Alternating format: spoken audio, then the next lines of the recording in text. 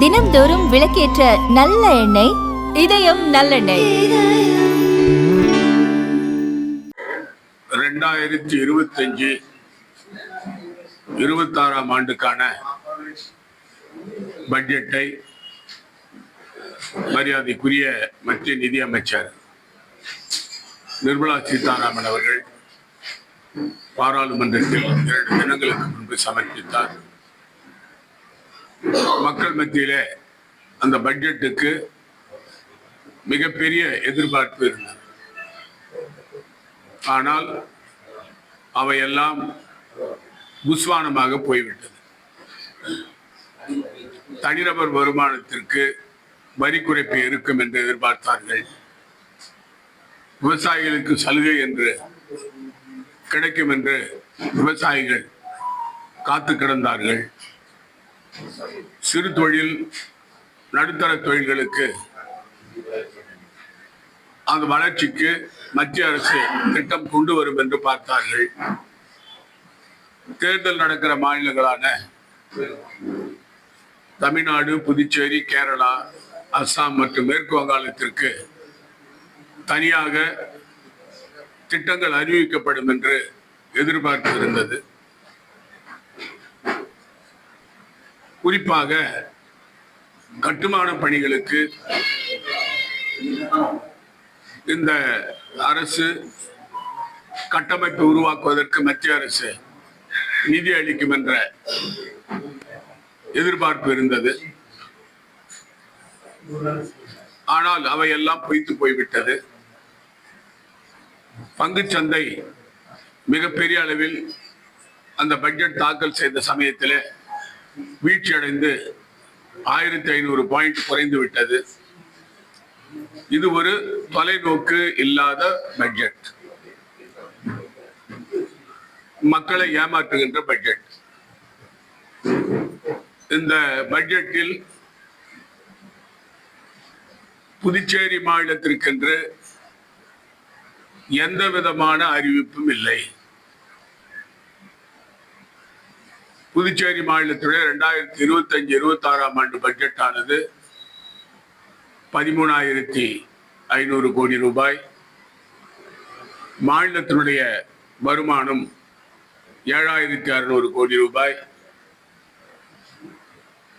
மத்திய அரசு கொடுக்கின்ற நிதி உதவி 3,416 கோடி ரூபாய். அது இல்லாமல் வெளி மார்க்கெட்டில் கடன் வாங்குவது, மத்திய அரசு திட்டங்கள் இவையெல்லாம் சேர்த்து 13,500 கோடி ரூபாய். கடந்த ஆண்டை விட இந்த ஆண்டு 2% தான் நிதி அதிகமாக கொடுக்கப்பட்டிருக்கிறது. அதாவது 85 கோடி ரூபாய் அதிகமாக கொடுக்கப்பட்டிருக்கிறது. சாதாரணமாக ஒவ்வொரு ஆண்டும் 10% நிதியை உயர்த்தி கொடுக்க வேண்டும். மத்திய அரசு மானியத்தை கொடுக்க வேண்டும், மத்திய அரசுடைய பங்கை கொடுக்க வேண்டும். புதுச்சேரி மாநிலத்தில் 28% இருந்த மத்திய அரசுடைய நிதி உதவி இப்பொழுது 22% குறைந்து விட்டது. இதனால் நிதி பற்றாக்குறை ஏற்படுகிறது. வெளி மார்க்கெட்டில் வாங்குகின்ற கடன் திருப்பி அடைக்க வேண்டிய நிலை. மரியாதைக்குரிய பாரத பிரதமர் நரேந்திர மோடி அவர்கள் புதுச்சேரி மாநிலத்தை பெஸ்ட் மாநிலமாக ஆக்குவோம், புதுச்சேரியில் கட்டமைப்புகளை உருவாக்குவோம், வேலை வாய்ப்பை பெருக்குவோம் என்றெல்லாம் வாக்குறுதி அளித்தார். 5 வருடங்களுக்கு முன்பு புதுச்சேரியிலே தேர்தலுக்கு வரும்போது. ஆனால் 5 வருடங்களாக எதுவும் நடைபெறவில்லை. புதுச்சேரி மாநில மக்களுக்கு முறையாக கிடைக்க வேண்டிய நிதி கூட கிடைக்கவில்லை. இதுதான் இரட்டை என்ஜின் ஆட்சியினுடைய நிலை. ஆகவே புதுச்சேரி மாநில மக்களை 2025-26 ஆண்டு மத்திய அரசுடைய பட்ஜெட் புறக்கணித்திருக்கிறது. மரியாதைக்குரிய பிரதமர் திரு நரேந்திர மோடி அவர்கள் புதுச்சேரிக்கு வரும் 11ஆம் தேதி வருவதாக பத்திரிகைகளை செய்து படித்தேன்.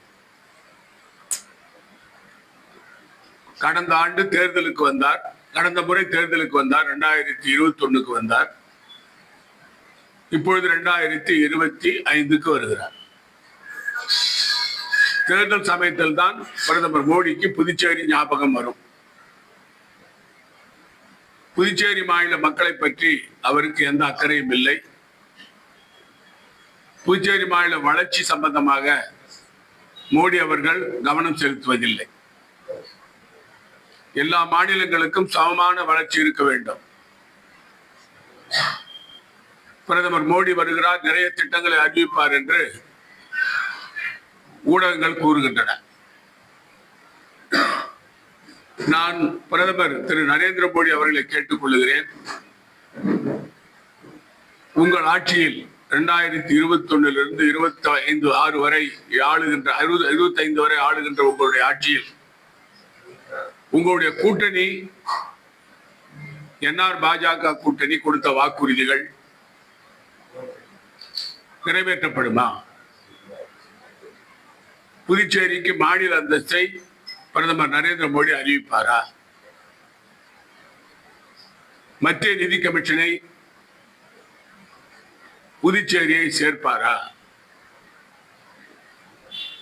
புதுச்சேரி மாநிலம் வாங்கிய கடனை தள்ளுபடி செய்வாரா? புதுச்சேரிக்கு சிறப்பு நிதி கொடுப்பாரா? இவையெல்லாம் அவருடைய தேர்தல் அறிக்கையில 2021-25 ஆண்டுக்குள் நடத்தி இருக்க வேண்டும், பெற்றிருக்க வேண்டும். மூடி கிடக்கின்ற பஞ்சாலைகளை திறப்பதற்கு நிதி கிடைக்குமா? மூடி கிடக்கின்ற கூட்டுறவு நிறுவனங்களுக்கு நிதி கொடுப்பாரா? புதுச்சேரியில் மேம்பாலம் கட்டுவதற்கு ஆன நிதி உதவி மத்திய அரசு கொடுக்குமா? 5 ஆண்டுகள் ஒன்றுமே செய்யாமல் பிரதமர் மோடி 5 ஆண்டுகள் கழித்து இப்பொழுது புதுச்சேரிக்கு வருகிறார். தேர்தல் சமயத்திலே சில அறிவிப்புகளை கொடுப்பார், மக்களுக்கு பணம் கொடுக்கிறோம் சொல்வார். பீகாரில் சொன்னார்கள் 10,000 ரூபாய் ஒவ்வொரு குடும்பத்துக்கும் என்று சொன்னார். இது தேர்தலில் மக்களிடம் வாக்குகளை வாங்குவதற்காக சொல்லப்படுகின்ற வாக்குறுதி. ஆனால் பீகாரில் ஒவ்வொரு குடும்பத்துக்கும் பெண் மகளிருக்கும் 10,000 ரூபாய் என்று சொல்லிவிட்டு இப்பொழுது அந்த பணத்தை திருப்பி வாங்குகிறார்கள். பிரதமர் தேர்தலுக்கு மட்டும்தான் வருகிறார் தவிர புதுச்சேரி மாநில வளர்ச்சிக்காக வரவில்லை.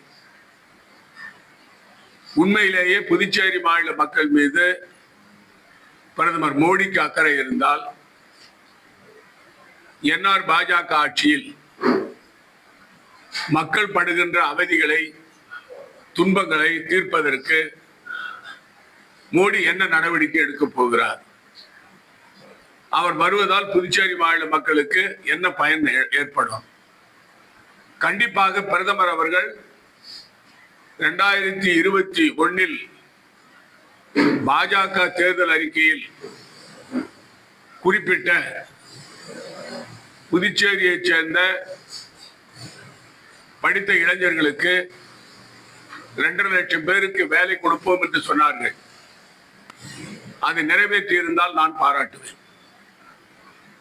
ஆனால் ஒப்புக்காக வந்து இங்கே மக்கள் மத்தியிலே வாக்குறுதிகளை கொடுத்து அதை நிறைவேற்றாமல் புதுச்சேரி மாநில மக்களை ஏமாற்றுவதற்காக பிரதமர் மோடி இங்கே வருகிறார்.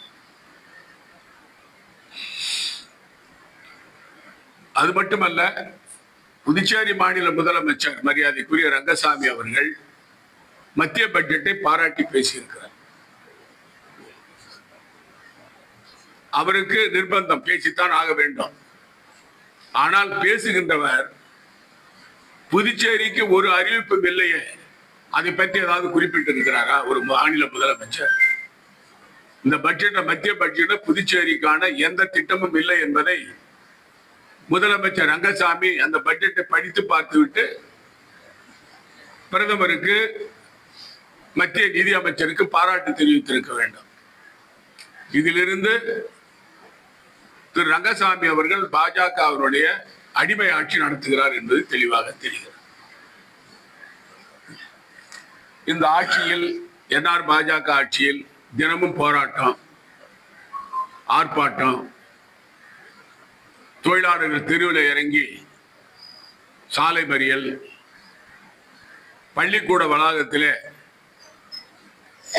ஆசிரியர்கள் தொடர் போராட்டம், செவிலியர்கள் போராட்டம்,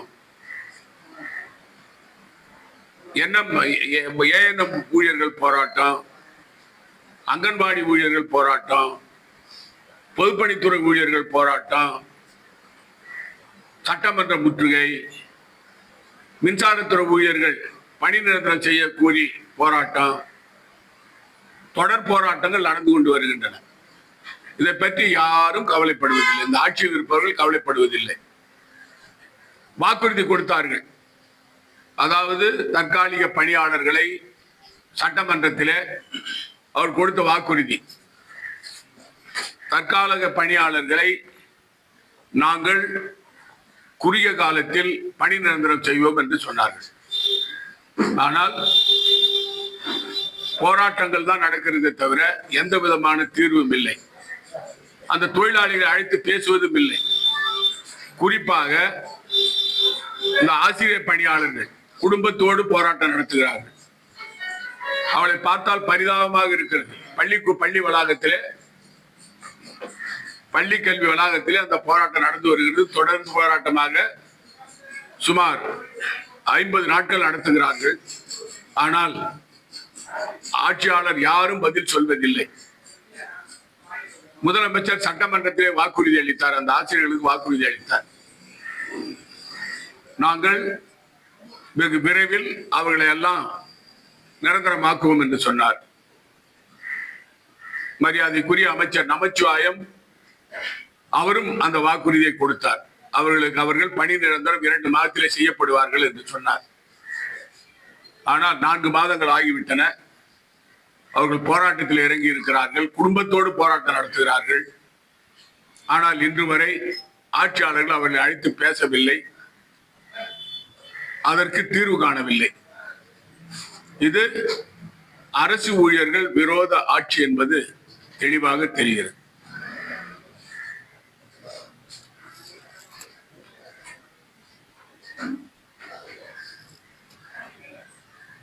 இந்த மருத்துவமனைகளும்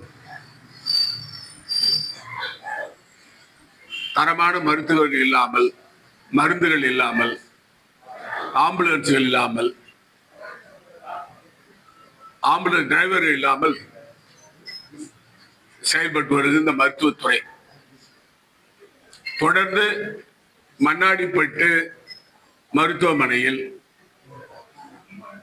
மரியாதைக்குரிய அமைச்சர் நமச்சிவாயம் அவருடைய தொகுதியில் நேற்றைய தினம் ஒரு 7வது வழிக்கு படிக்கின்ற ஸ்ரீநாத் என்ற ஒரு மாணவர் மின்சாரம் தாக்கி, தன்னுடைய வீட்டிலே தண்ணீர் சுட வைக்கும் போது மின்சாரம் தாக்கி ஆபத்தான நிலையில் மண்ணாடிப்பட்டு மருத்துவமனைக்கு அழைத்து செல்லப்பட்டார். அங்கே மருத்துவர்கள் இல்லை, ஆம்புலன்ஸ் இருக்கிறது, டிரைவர் இல்லை. 20 நிமிடம் காலதாமதமாக அழைத்து சென்ற காரணத்தால் தனியார் மருத்துவக் கல்லூரிக்கு, மணக்குள மருத்துவக் கல்லூரிக்கு அழைத்து சென்ற காரணத்தால் அவர் இறந்து விடுகின்ற ஒரு நிலை. இதுதான் மருத்துவ கட்டமைப்பு. இது அமைச்சர் தொகுதியிலே இந்த நிலை. மற்ற தொகுதிகள் எப்படி இருக்கும் என்று நாம் பார்க்க வேண்டும். இதற்கு யார் பொறுப்பு? இதே போல காளியம்மாள் என்ற ஒரு அம்மையார் அங்கே தன்னுடைய இரத்த அழுத்தத்திற்காக மண்ணாடிப்பட்டு மருத்துவமனையில் மருந்து சாப்பிட்டு பலனளிக்காமல் அவர் கோமா நிலைக்கு சென்று விட்டார். அவர் ஜிப்மரில் சேர்க்கப்பட்டார். அவரும் இறக்கின்ற நிலையில் இருக்கிறார். இந்த மருத்துவத்துறை முழுமையாக நோயாளிகளுக்கு மருத்துவம் பார்ப்பதில் தோல்வி அடைந்திருக்கிறது. அமைச்சர் சென்று சமாதானம் செய்கிறார். மரியாதைக்குரிய நமச்சிவாயம் சென்று சமாதானம் செய்கிறார். என்ன சமாதானம்? இழப்பீடு வாங்கி கொடுக்கிறோம் என்று சொல்லுகிறார். ஒரு இளம் வயது சிறுவன், 12 வயது சிறுவன் பெற்றோர் கண் முன்னாலே உயிரிழந்திருக்கிறான். இதற்கு இந்த ஆட்சியாளர்கள் பொறுப்பேற்று ராஜினாமா செய்ய வேண்டும். இது தொடர் கதையாக இருக்கிறது. மருத்துவத்துறையை பொறுத்த வரைக்கும் இந்த உயிரிழப்புகள் டாக்டருடைய அலட்சியத்தாலும், ஆம்புலன்ஸ் இல்லாததாலும், ஆம்புலன்ஸ் ஓட்டுகின்ற டிரைவர் இல்லாதனாலும் நிறைய உயிரிழப்புகள் புதுச்சேரியில ஏற்படுகிறது. அந்த துறையினுடைய அமைச்சர் மரியாதைக்குரிய ரங்கசாமி அவர்கள், முதலமைச்சர் ரங்கசாமி, அவர் அதை பற்றியும் கவலைப்படுவதில்லை. தன்னுடைய நாற்காலியை பார்த்து கொண்டிருக்கிறார். நாற்காலி இருந்தால் போதும் அவருக்கு, மக்களை பற்றி அவருக்கு கவலை இல்லை. இந்த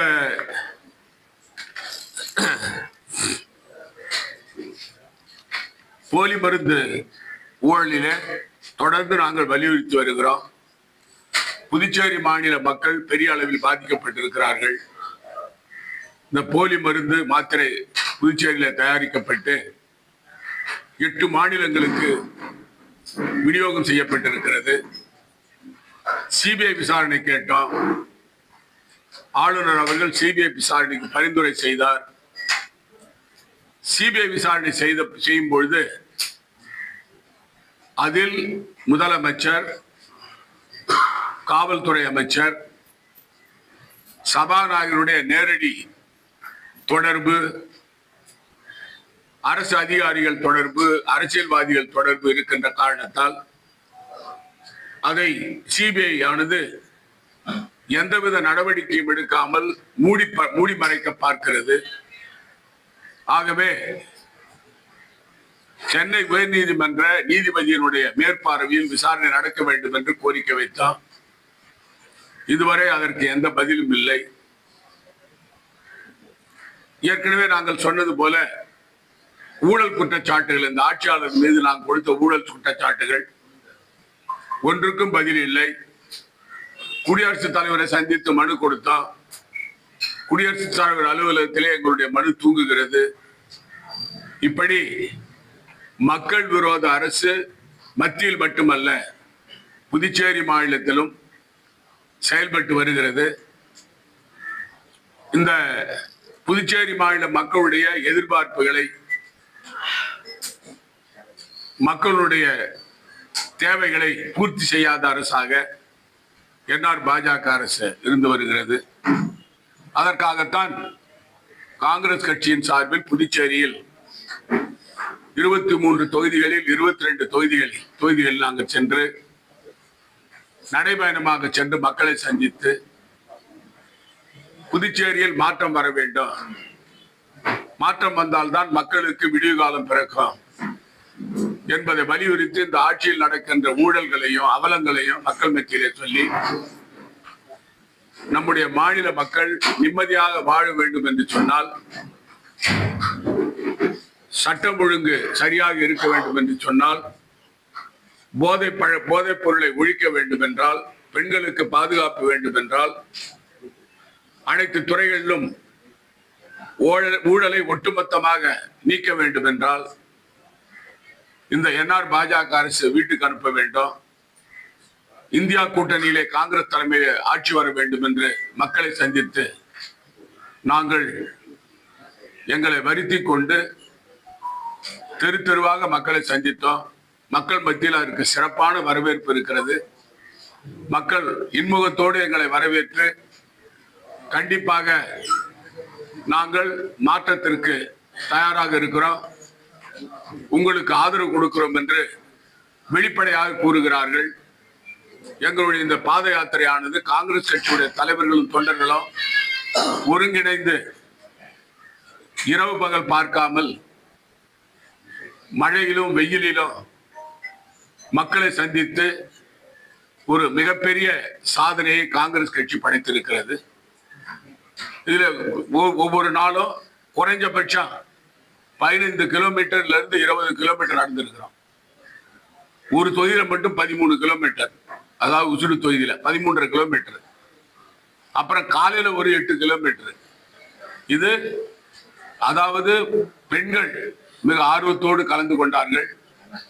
காங்கிரஸ் கட்சியுடைய அனைத்து தரப்பு பொறுப்பாளர்களும் தங்களுடைய பொறுப்புகளை உணர்ந்து இந்த பாத யாத்திரையில் கலந்து கொண்டு அது மிகப்பெரிய வெற்றியை எங்களுடைய கட்சி கொடுத்திருக்கிறது. குறிப்பாக காங்கிரஸ் கட்சியுடைய தலைவர் வைத்திலிங்கம் அவர்கள், காங்கிரஸ் கட்சியுடைய பொறுப்பாளர்கள், முன்னாள் அமைச்சர்கள், முன்னாள் சட்டமன்ற உறுப்பினர்கள், காங்கிரஸ் கட்சியுடைய அனைத்து பிரிவுகள் அனைவருக்கும் நான் காங்கிரஸ் கட்சியின் சார்பிலும் என் நாங்கள் மிகுந்த நன்றியை நாங்கள் தெரிவித்துக் கொள்கிறோம். ஏனென்றால் இது போன்ற பாத யாத்திரை புதுச்சேரி மாநிலத்தில் இதுவரை நடந்ததே கிடையாது. நாங்கள் 220 கிலோமீட்டர் நடந்திருக்கிறோம் இந்த 13 நாள்ல. காலைல வீங்கி போச்சு. அதாவது இது போன்ற பாத யாத்திரை புதுச்சேரியில இதுதான் முதல் முறை. மக்களுடைய வரவேற்பு நன்றாக இருக்கிறது. பிரதமர் மோடி வந்தாலும், உள்துறை அமைச்சர் அமித்ஷா வந்தாலும், பாரதிய ஜனதா கட்சியும் என்ஆர் கட்சியும் எந்த பிரமபர யாத்திரை பண்ணாலும் எங்களுடைய வெற்றியை அவர்களால் ஒன்றும் செய்ய முடியாது. இந்தியா கூட்டணி வெற்றி பெறும், காங்கிரஸ் தலைமையில் ஆட்சி அமையும். மீண்டும் கொள்ளையடிக்கத்தான் காங்கிரஸ் நடைபயணம் போகுது அப்படின்னு சொல்லி பாஜக விமர்சனம் பண்ணியிருக்காங்க. அதே போல நடைபயணம் அதிமுக சிலர் அன்பழோட சொல்லியிருக்காரு. ஆனா நீங்க சிறப்பா இருக்குன்றீங்க. ஆனா உங்களுக்கு என்னது மீண்டும் கொள்ளையடிக்கவே பாஜக அந்த நடைபயணம் போகுது பாஜக விமர்சனம் பண்ணியிருக்காங்க. மதக்கலரும் கூட்டதான் நீங்க நடைபயணம் போறீங்க அதிமுக அன்பழோட சொல்லியிருக்காரு. அதனால நடைபயணம் வேஸ்ட் பாஜக சொல்றாங்க. அது பதில் சொல்லலாம்ல, இல்ல உங்க அனுமதியோட பதில் சொல்றாங்க. அதாவது மீண்டும் கொள்ளையடிக்கன்னு சொல்றது யார் சொல்றது? கொள்ளையடிக்கிறவங்க சொல்றாங்க. தினமும் கொள்ளையடிக்கிறவங்க எங்களை கொள்ளையடிக்கிறோம்னு சொல்றாங்க. நாங்க கேட்கிற கேள்வி, ரெஸ்டோ பார்ல ஊழல் 40 லட்சம், ஒவ்வொரு ரெஸ்டோ பார்ல ஊழல், முதலமைச்சர் நேரடி சம்பந்தம், 6 மதுபான தொழிற்சாலைக்கு ஒரு தொழிற்சாலைக்கு 15 கோடி ஊழல், முதலமைச்சர் நேரடி சம்பந்தம். முதலமைச்சர் ரங்கசாமி அவர்கள் அதாவது 20 கோடி ரூபாய் திருமண மண்டபம் கட்டுறாரு. அந்த நிதி எங்கிருந்து வந்தது? அதற்கு பதில் இல்லை. மரியாதைக்குரிய நமச்சிவாயம் அவர்கள் பினாமி சொத்து பத்திரம் எங்க கிட்ட இருக்கு, அது சொல்லி இருக்கிறோம். எங்கிருந்து பணம் வந்தது? துணைவியார் பேர்ல சொத்து வாங்கியிருக்காரு. அது மட்டும் இல்லாம வெளிநாட்டுல பணம் பதுக்கி வச்சுக்கிறாரு. மரியாதைக்குரிய லட்சுமி நாராயணன் 30% கமிஷன் பொதுப்பணித்துறையில ஸ்மார்ட் சிட்டி திட்டத்துல. மரியாதைக்குரிய தேனி ஜெயக்குமார் முட்டை வாங்குறதுல ஊழல், பசுமாடு வாங்குறதுல ஊழல், மாட்டு தீவனம் வாங்குறதுல ஊழல், 6 டன்னு சந்தன கட்டை அவர் இடத்துல இருந்து கண்டுபிடிக்கப்பட்டது. அதே போல 30 லட்சம் பொறுமான போலி மதுபான தொழிற்சாலை அவர் இடத்துல இருந்து கண்டுபிடிக்கப்பட்டது. மரியாதைக்குரிய சாய் சரவணகுமார் அவருடைய துறையில 15,000 கொடுத்தா தான் மஞ்சள் அட்டைக்கு சிவப்பு அட்டை மாற்றம். இந்த ஊழல் பேர் வழிகள் எங்களை பத்தி ஊழல் சொல்றாங்க.